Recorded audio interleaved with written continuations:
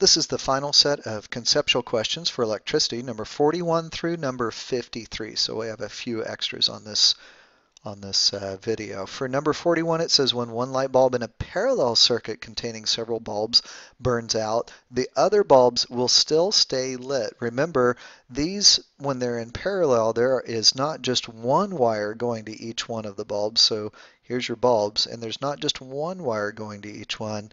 There's actually two wires kind of spreading out. So if this bulb goes out, we still have the one wire right here that will allow electricity to go to that second bulb, so that second bulb will stay lit up.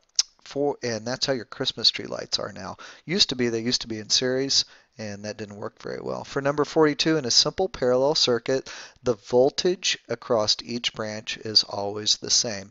We've already talked about that a little bit. We just know that the voltage in each one of these bulbs will be the same as in the battery. So all of the voltages here will be 3 volts. In this one, if the current is the same in each one, then we end up with the voltage adding. So if this is 3 volts, then the voltage in each one of those bulbs would drop by 1.5 volts. For number 43, in a simple parallel circuit, the voltage across each branch is the same, so we've talked about it a little bit. The current through each resistor is inversely proportional to resistance, so we know that 1 over the total resistance in parallel is equal to 1 over the first resistor plus 1 over the second resistor, and so on and so on. And the current is divided at each branch, so we know that it adds. So that is for a parallel circuit. We've talked about that several times. It's very important for you to know that. Number 44, electrical devices in our homes are connected in parallel. That's why if you turn off a light in one room, the lights in the other room stay lit. If they were in series, when you turn off one light switch, everything would go out. That would not be very good. Fuses and circuit breakers are used to protect us. They do prevent overloading of a circuit. That keeps the wires from getting overheated and catching fire, and it breaks the circuit when there is too much current being used. The picture shows you just an example of what a circuit breaker box would look like, and each one of the things on the inside would be a circuit breaker. Number 46, a short circuit occurs when the positive wire is connected directly to the negative wire. If there's no resistance, then all the current flows through very quickly. And when it does that, it tends to make the wire very hot. And if there's no fuse or circuit breaker, that wire will actually catch fire, or it will just melt into two, one of the two. For number 47, you have 2 lamps, one with a thick filament, one with a thin filament. They're connected in series. The current is going to be greater in the lamp with which thing? Well, remember, in series, the current is always the same in all the lamps. So this is kind of a trick question. So when it says the current is greater in the lamp, it isn't. It is the same in each one. So watch out for that question. Number 48, 2 lamps, one with a thick and one with a thin filament, are connected.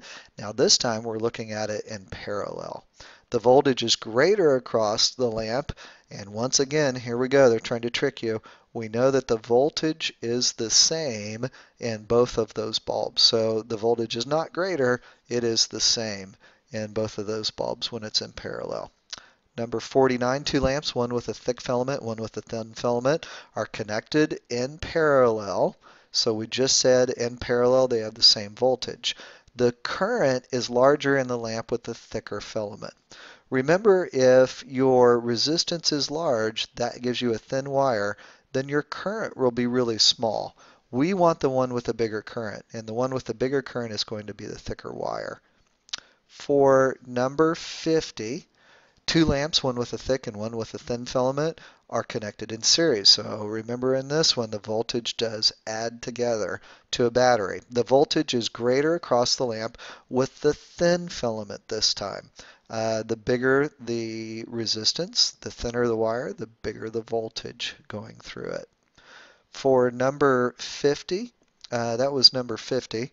This is number 51. A 60-watt light bulb and a 100-watt light bulb are both connected in parallel. So we do remember that these have the same voltage to a 120-volt outlet. Which bulb has more current in it? It would be the 100-watt bulb. And because we have more power, we have to have a larger current since that voltage is staying the same. So we can kind of ignore the voltage altogether. For number 52, a device used to allow or cut off electrons to a circuit is called a switch. So every time you flip a switch in your house to turn the lights on and off, all you're doing is cutting off or allowing the flow of electrons through. And finally, number 53, it says two electric devices are connected in series. The total resistance to the current in the circuit is just the sum of the individual resistances.